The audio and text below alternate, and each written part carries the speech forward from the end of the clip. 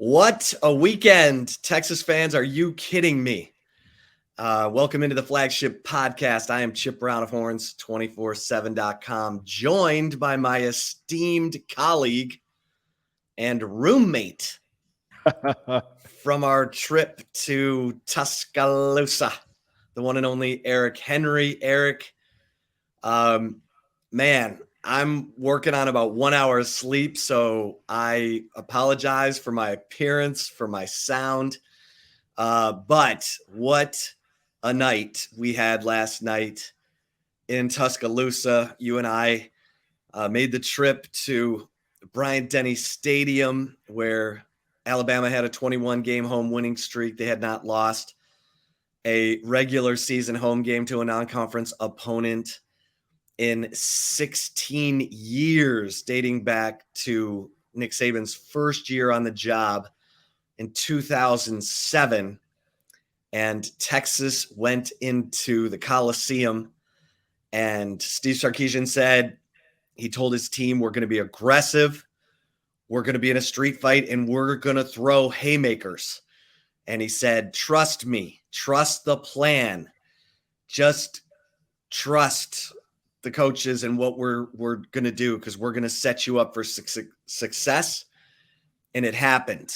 And it happened in a big, bold, beautiful Saturday night, unbelievable electric atmosphere. Vince Young was in the house.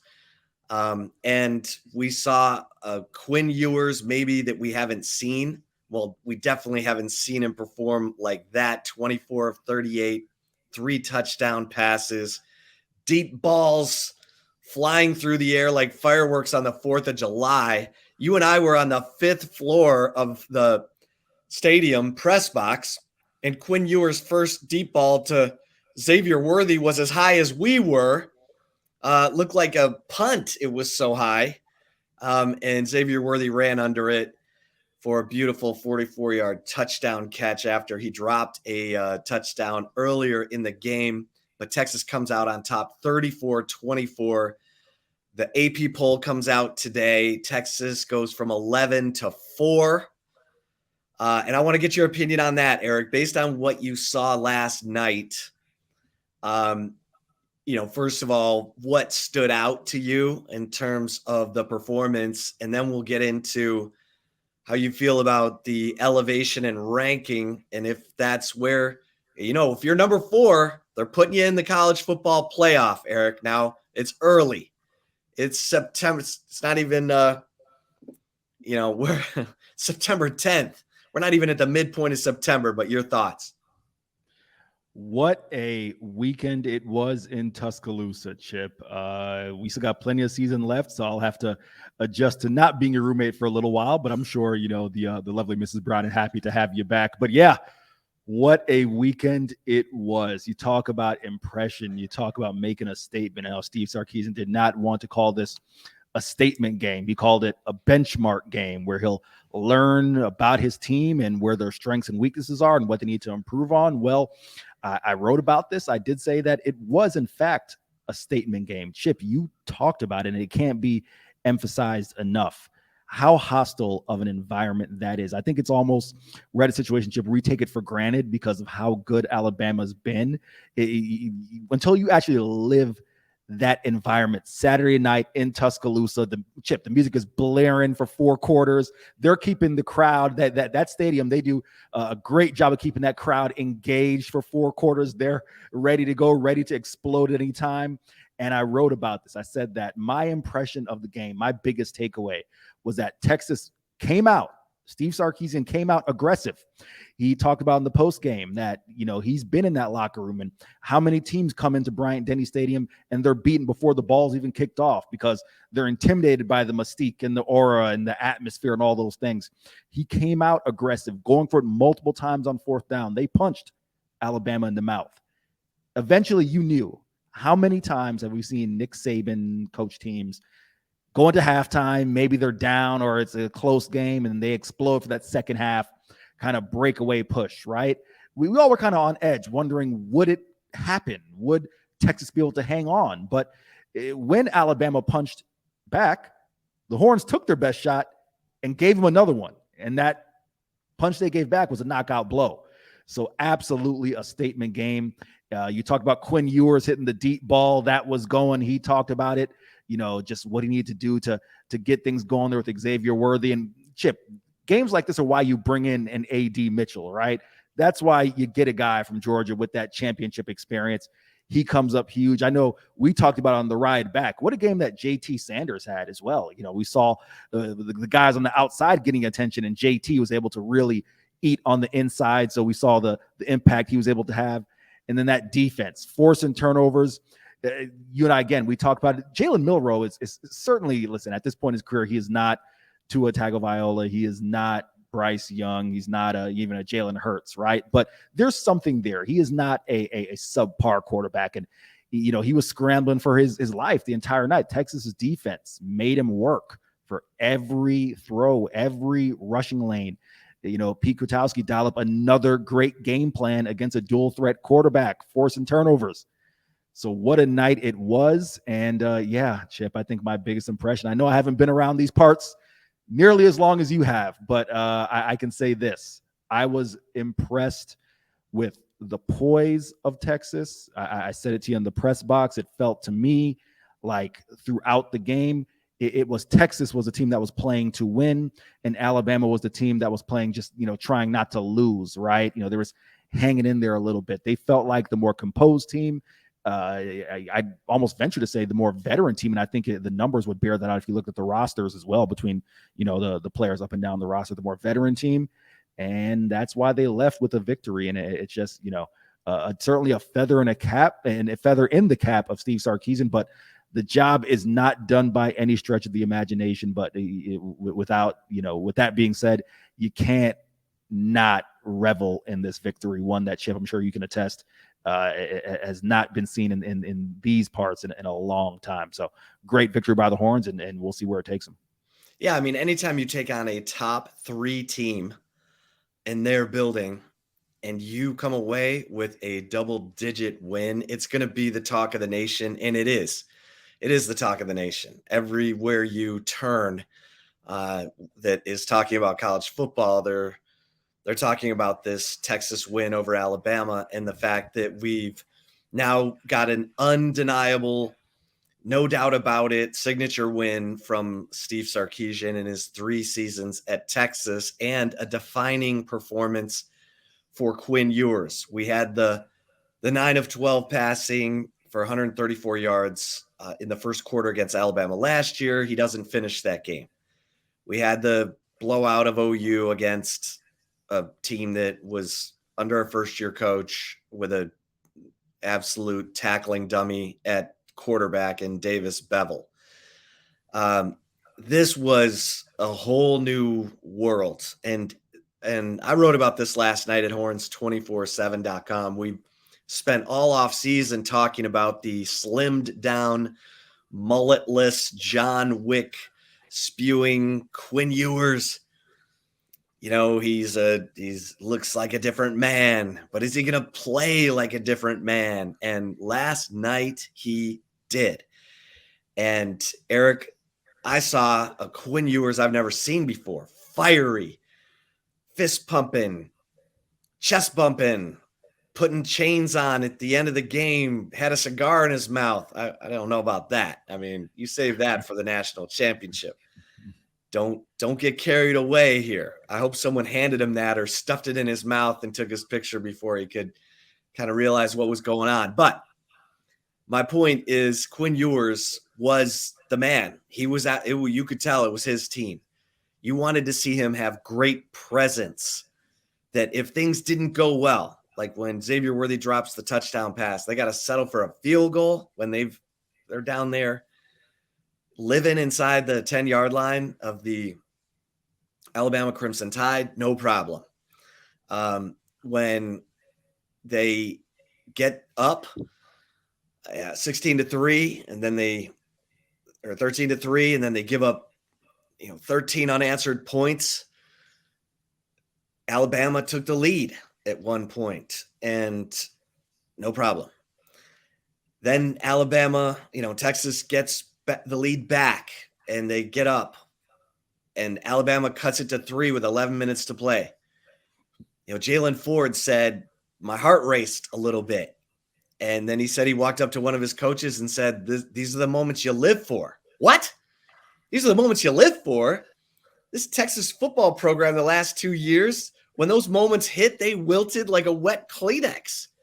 Now it's a moment they live for, to be in the snake pit of one of the greatest college football coaches and programs in history, and to have them with their 100,000+ fans going absolutely bonkers. It's 27-24, and Jalen Ford said it felt like we were losing. We're up 3, and it felt like we were losing because of the way the crowd was behaving. But he said, these are the moments you live for. And Texas responded. The defense, Jaron Thompson with the interception, sets up the touchdown by Jonathan Brooks on the very next play. And then, Texas with another deep ball touchdown to A.D. Mitchell, 21 points in the fourth quarter from Texas. And then to close out the game with a 7-minute possession where they're running the football. Steve Sarkisian said, and we all wanted to see it, without Bijan Robinson, without Roschon Johnson, could Texas run it on their terms? It sure didn't look good against Rice in week 1, but man, they held the ball for the final 7-14, drawing an offsides penalty on Alabama to get their last first down that allowed 3 straight kneel downs, the victory formation, and then one of the funniest celebrations I've ever seen, Eric. The players all ran in different directions. They're like Jimmy Valvano after winning the national championship at NC State. He's like looking for someone to hug. And the players are running all over the place. They don't know who to celebrate with, but they're having the time of their lives. Keelan Robinson runs over to all of the recruits who were at the game for Alabama and said, y'all need to come to Texas. Quinn Ewers putting on some Longhorn chain.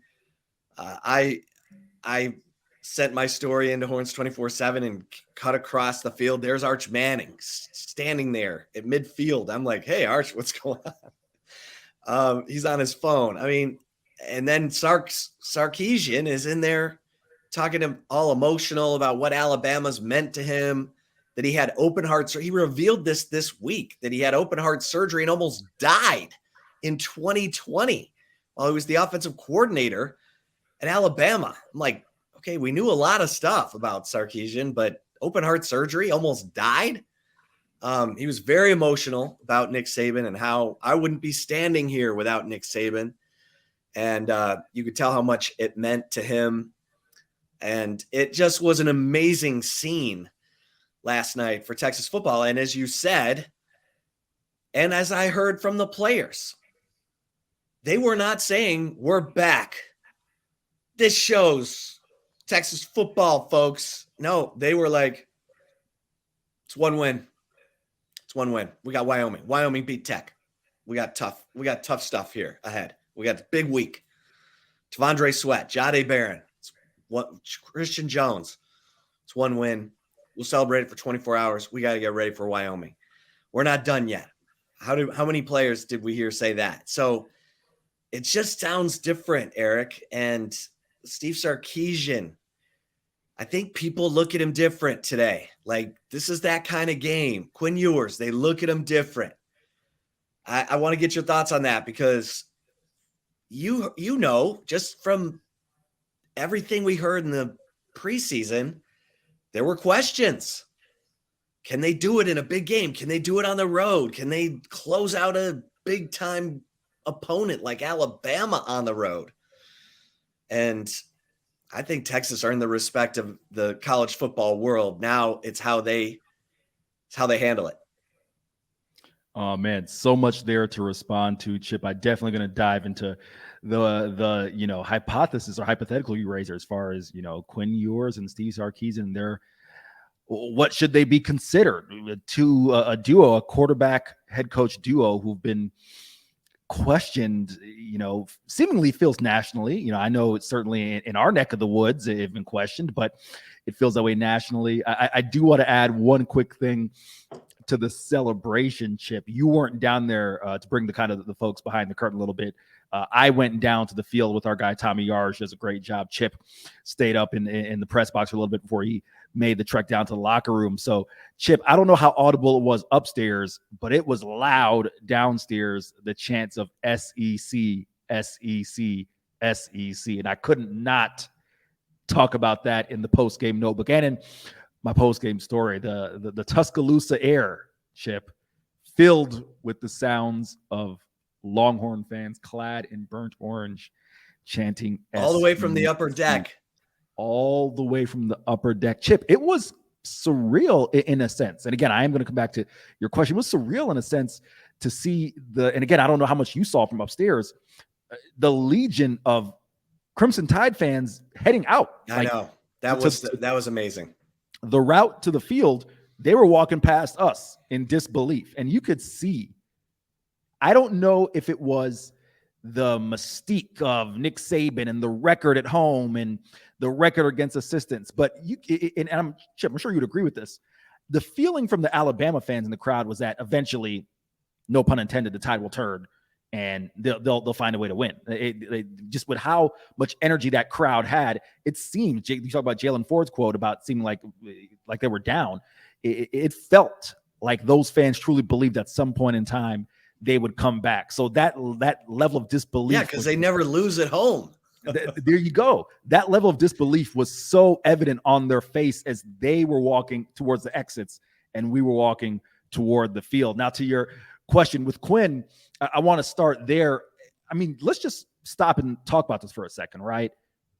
Yes, everyone, Steve Sarkisian says it, players say it, it's the mantra. You come to the University of Texas because you want to play in big time games and you want to compete. And you hear that across the country, right? No matter what program, if you want to iron sharpens iron, if you want to, come to a program, you're going to have to compete for your job and whatnot. But Chip, that's a great talking point. And I do agree with it to an extent, but people in everyday life, that's just not how your brain is wired, right? You want some measure of security. So think about a kid like Quinn, who is a 5-star recruit, a highly talented guy in his own right, gets to Texas, has an up and down first year and thinks, all right, I'm going to get a chance to build on that. And then you got Malik Murphy pushing him. You got Arch Manning here. All the talk is the pressure's on Quinn. When is it going to be? We get those, I don't want to bash anybody, but those aggregate sites who talk about Arch Manning will be starting in week 4, right? All that stuff doesn't faze Quinn. The John Wick mentality, as he talked about, has this type of performance. So to your point about, is he elite? I don't know if we can call him an elite quarterback yet. This type of performance certainly helps. But what I do feel confident in, the mentality stuff is real. That in an elite quarterback athlete mentality, that Quinn is going to take the bull by the horns. Again, no pun intended there. I think that is legit. And I think that could be the thing that unlocks him being an elite quarterback that gets talked about at that level. And then when you talk about Sark, I mean, this was another big one for him as well. I mean, you talk about a guy who, when you look at his record, of course, he didn't get a chance to finish out things at SC, but even at Washington, had a couple 7 and 6 years, things really ascended before he got the job at SC.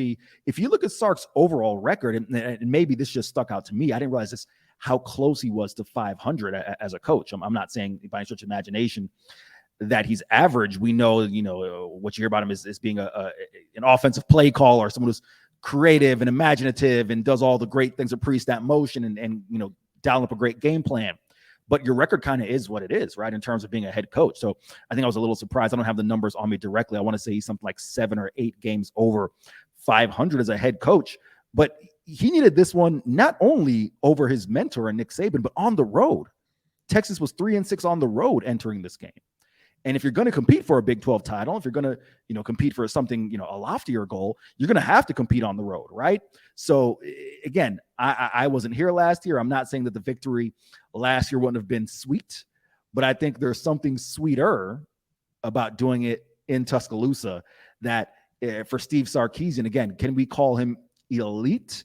I think that's reserved, in my opinion, for coaches who have won national championships or at least played for national championships. But in terms of an elite coaching talent who can get the best out of his team, I think we're starting to see that from Steve Sarkisian, no doubt. Yeah, and I think that's what you want to see, because I've said over and over, the great coaches reveal themselves in the first 3 years, either by winning a conference championship or getting to a conference championship. And Steve Sarkisian, the big question on him was, can he be the offensive coordinator and manage the whole game? And I want to ask him on Monday about having Joe DeCamillis helping him with game management, and how is that working? How's it helping? And look, everyone's going to be laser focused for a game at Alabama. They're going to command your best shot. We knew Texas was going to be a lot better than what they showed against Rice, because look, you can make mistakes against Rice and be like, we'll still win the game. At Alabama, you had to thread the needle, and they did. And Alabama, 10 penalties for 90 yards, penalties that wiped out 2 touchdowns. And look, part of having a mobile quarterback, or a quarterback who can make plays with his legs when things break down, an eligible offensive lineman downfield, is a thing. And it was a thing for Jalen Milroe. I was a little surprised Alabama didn't have more designed quarterback runs. It felt like a lot of what Jalen Milroe was getting on the ground was him scrambling and turning broken plays, turning nothing into something. And he did a great job of it at times. And I thought he took some hits right before and during the touchdown drive that cut it to 3. I mean, he got crushed by Vernon Broughton. He got sacked by Ethan Burke. And the guy just kept slinging it and led them to the touchdown, the 2-point conversion that cuts it to 27-24. That's when Jalen Ford said it felt like we were losing because the crowd was going so crazy. And that was the response drive to that is what impressed me most about Quinn Ewers, because he saw the field. Okay. First of all, he saw the field. He found JT Sanders. Like, he knew with Xavier Worthy getting all the targets in the first half and the 44-yard touchdown pass, the defense started to shade toward Worthy and said enough. And to Quinn Ewers' credit, he saw the field. He found JT Sanders. He found AD Mitchell. He found Jordan Whittington. He dropped the ball down to Jonathan Brooks and CJ Baxter. He saw the field. I can't tell you, I flew home today. All these Texas fans are coming up to me. How the hell did JT Sanders get so wide open all game? I was like, you can thank Xavier Worthy for that. You can thank AD Mitchell for that. And you can thank Quinn Ewers for seeing the field, seeing JT Sanders. There were times last year where JT Sanders was like, hey, I'm right here. Throw it to him wide open. And Quinn didn't see him. And that was a problem. And that's what comes with being in the second year of the offense. So now you talk about this all the time. The sign of a well-coached team is week to week improvement. You got to go up every week. You got to keep going up. So that by the time you get to November, man, you are a wrecking machine. You are so confident. You're so confident in what you're doing that you're like, hey, we're going to run this play right here. We're going to run it right through the B gap on the right side. Okay. Good luck. That's when the confidence kicks in. I thought it was interesting.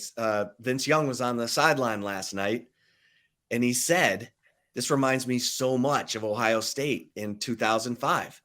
He said, we formed our identity in that game against Ohio State, and then we built on that identity the rest of the year until we got to the national championship game against USC. And he said, Texas built an identity in this game against Alabama. They are a wide open spread passing attack. They make the defense defend the width of the field. You have to worry about the running backs. You have to catching the football. You have to worry about them running it. But that's what is so exciting if you're a Texas fan. And I know, Eric, we talked about this coming into the season. I don't know how I should predict Texas. 10 wins, 9 wins, 11 wins. I'm reaching for the Tums because I don't know what I'm going to get. Okay. Jalen Ford talked about this last night. He said, I get that fans have kind of become like, I don't know if I want to believe in these guys. They've hurt me so many times. And he said, have faith in us. The players are starting to believe that they got a little something here when they're saying to the fans, hey, it's okay. You can have faith in us. We don't want to be the ones to let you down, and we're going to work our butts off to be the team that doesn't let you down. I thought that was that tells me these players are starting to feel it. So, Chip, I'm really glad you mentioned the week to week, right? Because it's funny. Yeah, I want to say it was before my flight to Atlanta. I was watching the U Part 2. The great documentary that was done about the Miami Hurricanes, their rise from, back in the 2000s and watching the run that 2001 to 2002 team went on, right? It seemed, again, you talked about it, week to week to week building. They beat Florida State, right, in 2001. Similarly to, you can say, to this win against Alabama, you get that monkey off your back, and that builds the confidence, right? It's really interesting, that point you make there, because I think that in conjunction with the mentality that the players are taking, which is, hey, it's one game. We've got Wyoming. On to the next one. On to the next one. Those are the things that, yes, while it's great, and I had a chance to see some of the footage of guys like Jahdae Barron and others, arriving back at campus, and just quick thing, Jahdae is a great interview, by the way. I mean, he's just one of the most confident, like swaggy type dudes out there. And you get a chance to talk with him. Of course, he had the pick in the first quarter, but beautifully. Yeah. You want to enjoy it for a bit, but it's about taking that mentality of, hey, it's about us. And how many times have we heard players say, it's not no disrespect to other teams, but it's not about them. It's about us and our mentality. And Steve Sarkisian even said that, hey, week to week now, we've got to go back. Are we going to, prepare properly, mentally and physically for Wyoming? So that matters. And one quick thing I do want to say, because you talked about some of the trepidation of Texas fans, right? And I had some fun with some fans on the board who were giving me a hard time. They were shouting out Chip Brown. Let's give Chip Brown his kudos, because he picked the Longhorns to win. Not very many of us. I think Chip was the only one, I believe. Me and Hank. You and Hank. Hank South does a great job covering recruiting for us. Picked the Horns to win. Some fans give us a hard time. And here's what I would say to that, right? And it's going to sound sarcastic, but I hope it comes across to kind of further emphasize why Saturday or last night was so important. Again, Chip's running on a little bit of sleep, so am I. So I'm forgetting Saturday. What day was that? Chip, if I said to you, I got 2 buckets, right? One of them has $10 million. The other one of them has nothing. And the person, they've had 52 previous tries, and 51 of them have picked this bucket, and they've won $10 million. And only one time have they picked that bucket and won. You're probably going to choose the bucket that's been in 51 times, right? That's the way I analogize it to some of the fans on the board. I mean, listen, I'm all for, this is a great gig. I have an incredible job. So yeah, I am all here for, give me a hard time. I can take it. But let's just be realistic about it. There's a reason why so many of us picked Alabama, because we've seen it before. We hadn't seen it from Texas. So to go out and to be able to make that kind of statement and then take that mentality and say, okay, hey, it's one game out of 12. We got to keep it rolling. You love to see that. But that's just the way I hope that further emphasizes just or underscores how big of a victory this was, because you hadn't seen it before. That's the reason why, Chip, as you talked about, some of the trepidation of the Texas fans. They just hadn't seen it in so long. And now that they've seen it, that can instill some belief in this year's team. Yeah, I mean, there's no doubt. Everything you said is right on point. And we know that the window is now for Texas because of all the experienced leadership that they have at each position group, especially the defensive line. And you got to have the trenches. And kudos to the Texas offensive line, which has been the maligned group, the group that gave up, Kelvin Banks and Hayden Connor giving up a sack to Rice, and they didn't communicate well. And Jake Major said, I got to get it cleaned up. They kept Ewers sack free in this game and ran it when they had to run it with 7 minutes left in the game. Cole Hudson and DJ Campbell kind of split the right guard duties, and Christian Jones with another impressive game, keeping Dallas Turner and Jaheim Otis off of Quinn Ewers, the interior of the line. So we know that the window is now because of 10 starters back on offense, Quinn Ewers, second year in Steve Sarkisian's offense, the defense, you just mentioned Jahdae Barron, playmaker, Jalen Ford almost had another interception last night. And, the corners, Brian Watts, Gavin Holmes got a pass interference penalty. But Terrence Brooks played really well. Jalen Catalon was everywhere. We don't even talk about Jalen Catalon. He was the leading tackler last night, and almost every one of his tackles was a solo shot. So this is special, right? Like, they just got the Willy Wonka golden ticket.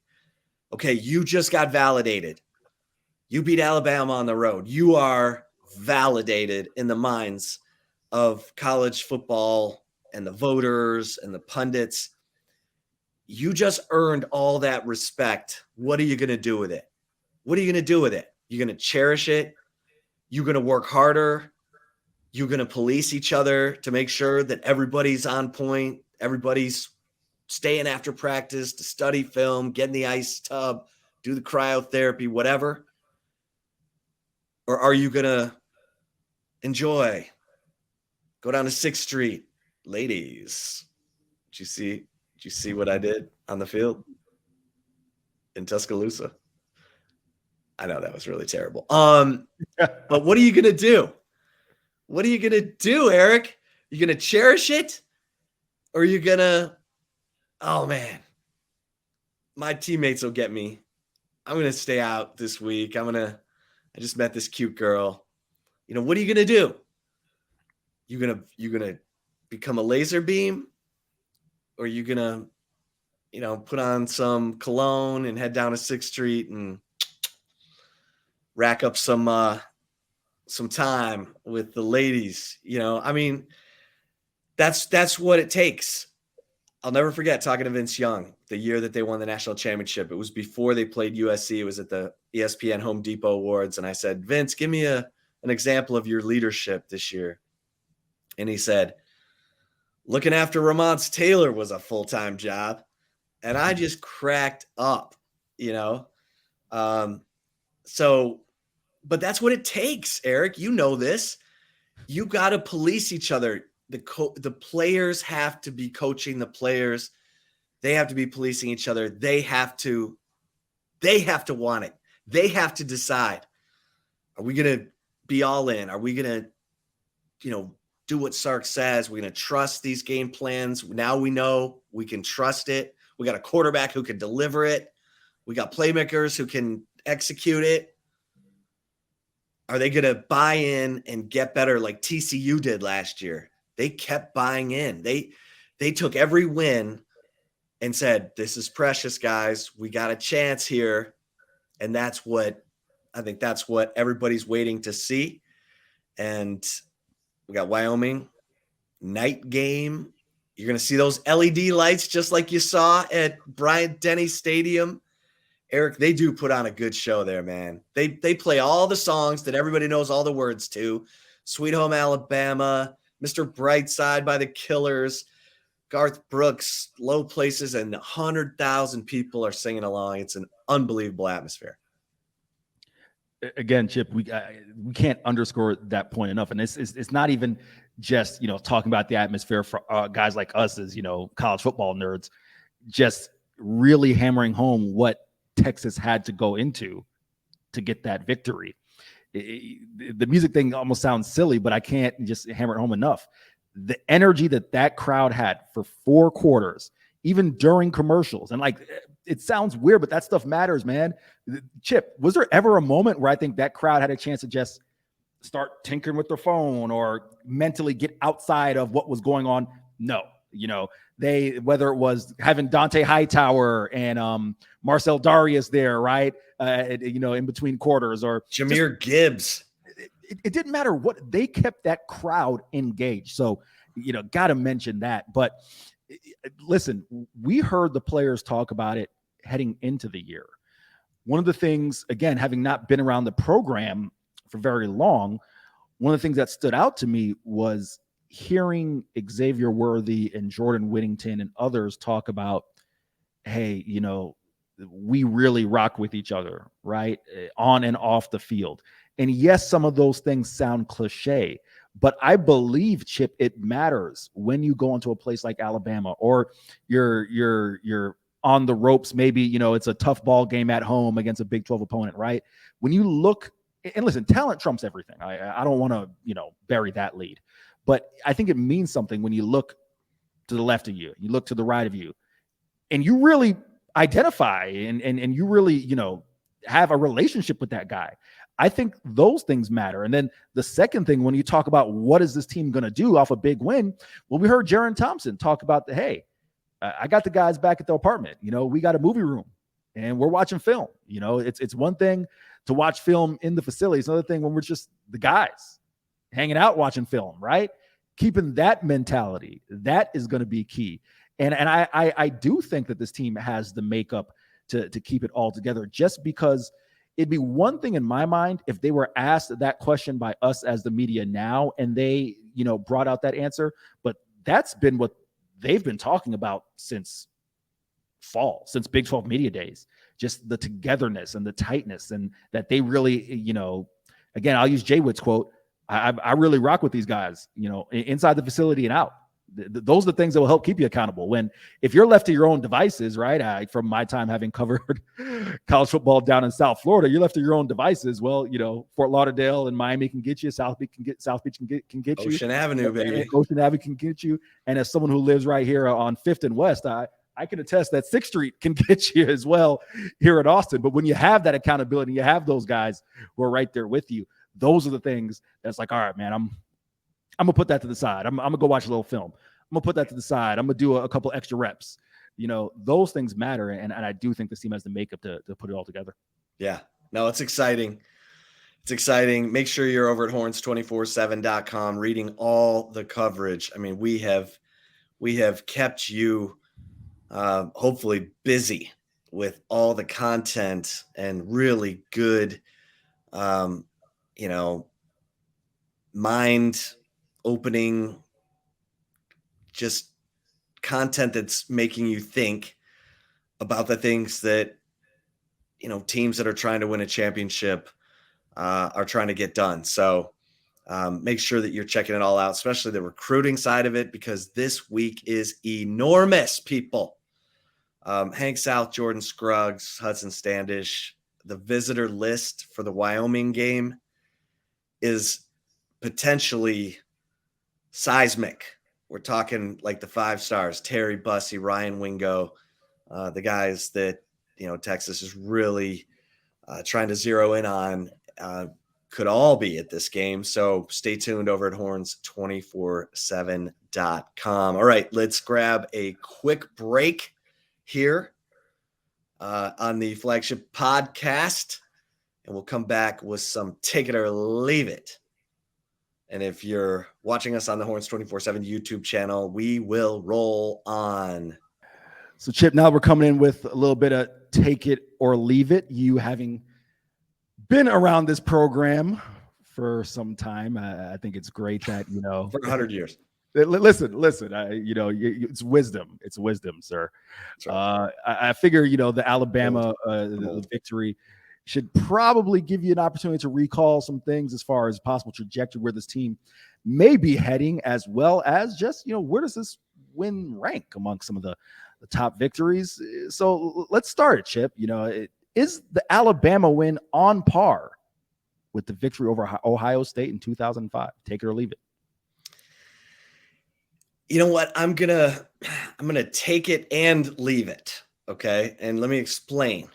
I'm going to take it from the standpoint of it has the possibility of very much being the same kind of effect. You go on the road to an impossible place where no one's been beating that team. Alabama hadn't lost at home at night since in 8 years. They hadn't lost a regular season non-conference game at home in 16 years. You go win a game like that against a team that's won 6 national championships the last 12 years and played for 3 others. Okay. Now you've done something special. And that's what I'm talking about with this. You have this golden ticket now. I mean, so from that standpoint, I'm going to take it. Where I'm going to leave it is we got to wait and see if Texas parlays this victory and builds on it and takes the confidence that this gives them and empowers them and makes them better, makes them work harder, makes them believe more. And so that's where I don't think I've ever said both things as my answer. So if I have to pick one, I'll say I'll take it.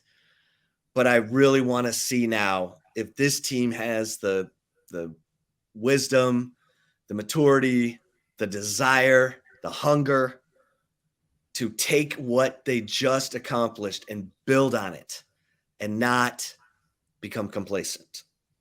Eric, how about you? Take it or leave it. Here's what I'll say, Chip. I obviously don't have the historical reference that you do, but I'll say this to what you said there. I am going to take it, but the reason why I can understand taking both sides is this.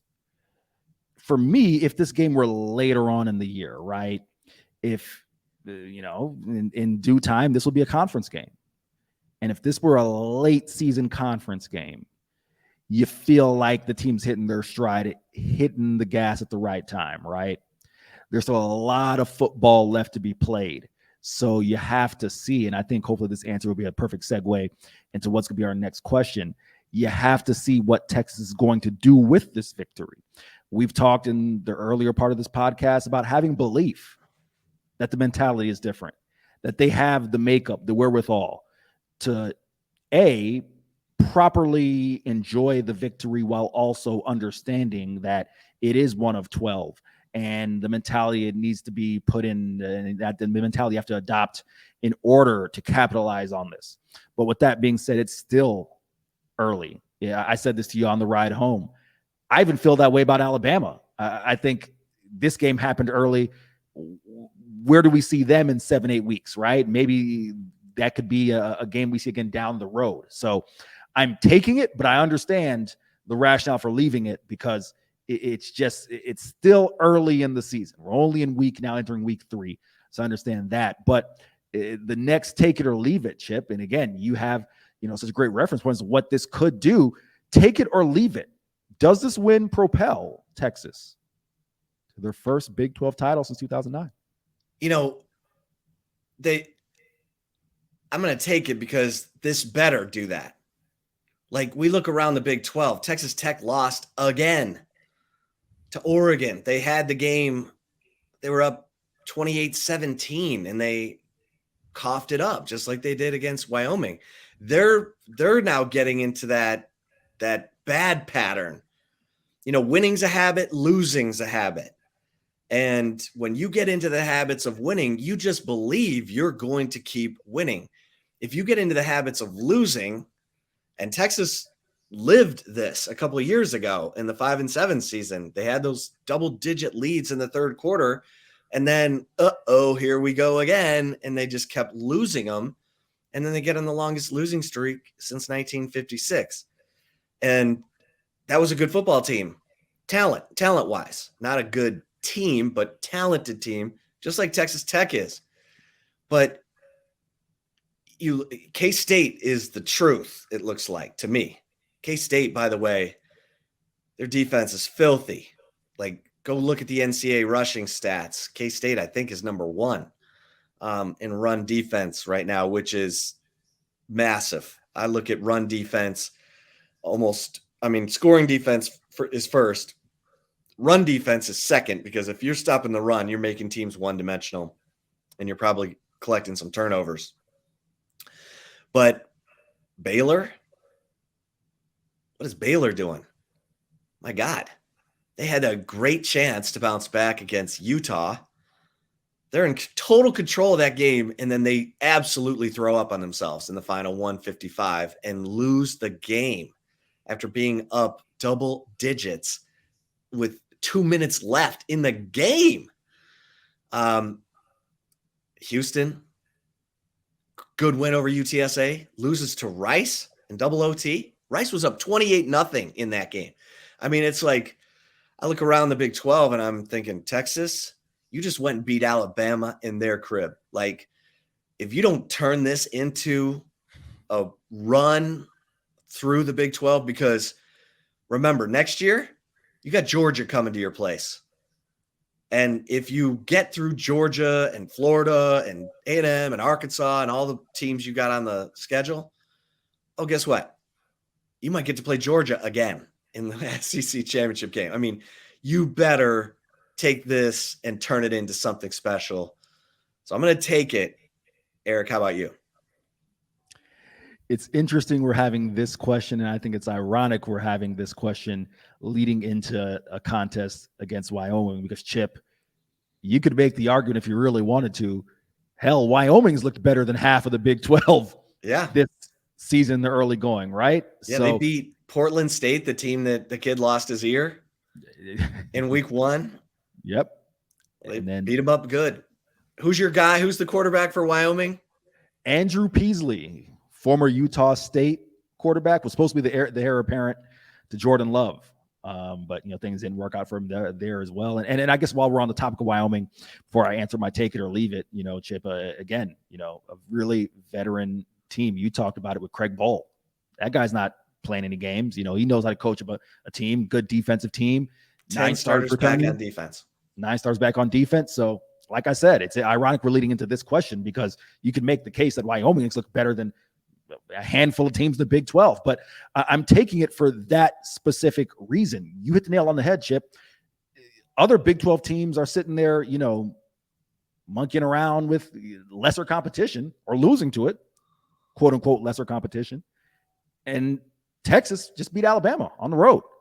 This should be the win that propels you to making that statement. The last thing I'll say here is, I think it's ironic.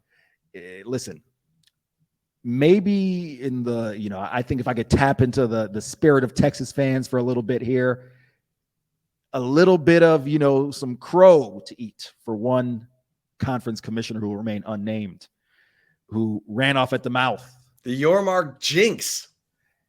And Chip, you were there. You were sitting a couple seats away from me when the same conference commissioner said that this year would be a year to honor the achievements of the Longhorns, right? And the Sooners too, but the Longhorns. And then a couple months later, that's what comes out of his mouth. Well, he's going to have to eat some crow, because this season, in my mind, I'm taking it.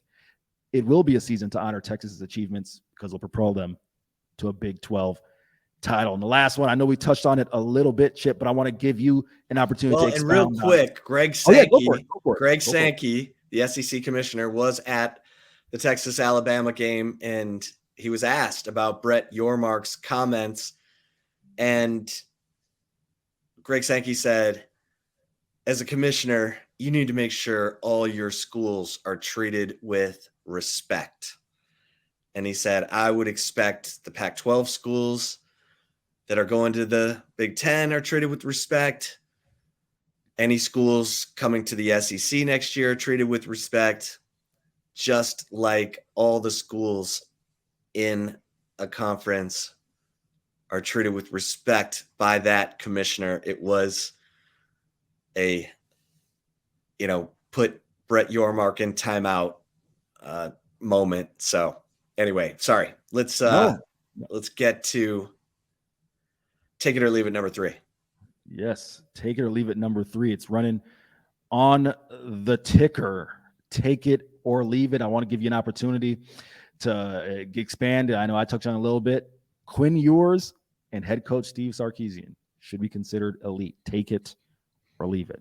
Yeah, so this is interesting because they did something elite. They did something elite by going to Alabama and winning and looking good. And the game plan, the buy-in, the execution by Quinn Ewers, 24 of 38, 3 touchdowns in that environment, big-time answer baskets. We talk about in basketball, you got to stop the run.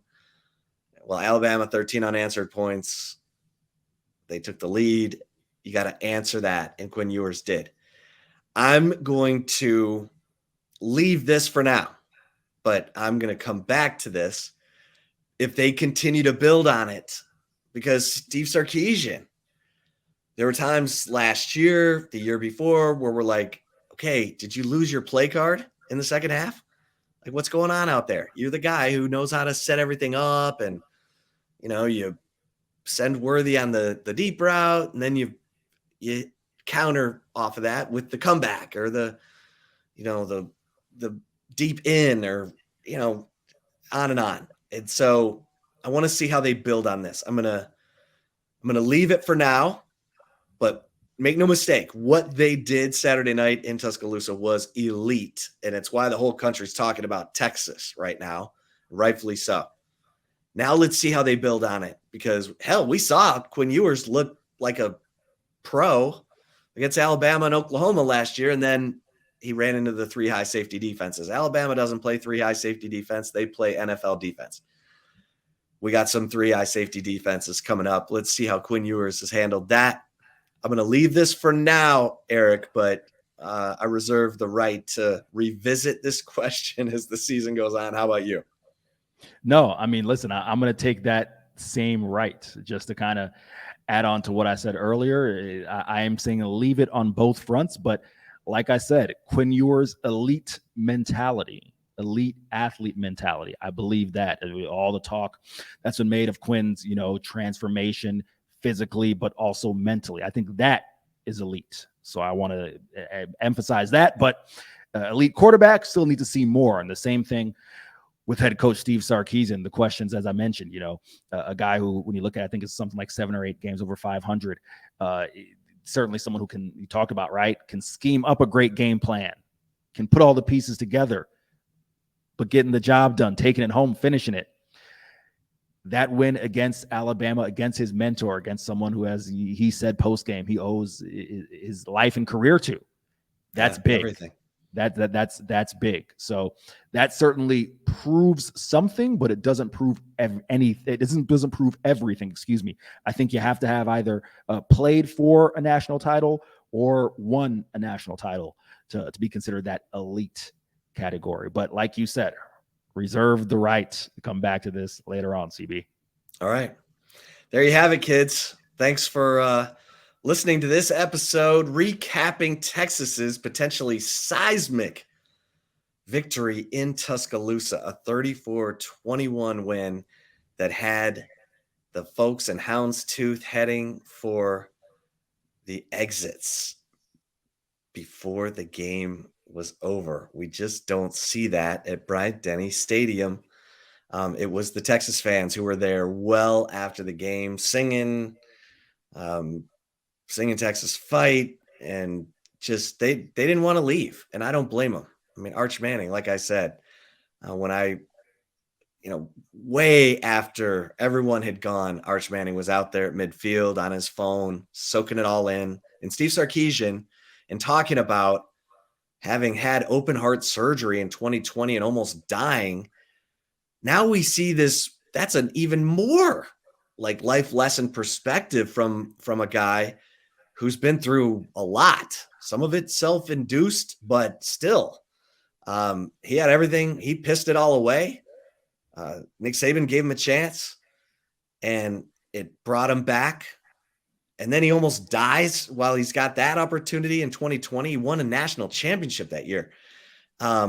So fascinating stuff from Steve Sarkisian, but he does tell his players, soak it up, enjoy the moment, take it in before, during, and after the game, celebrate it.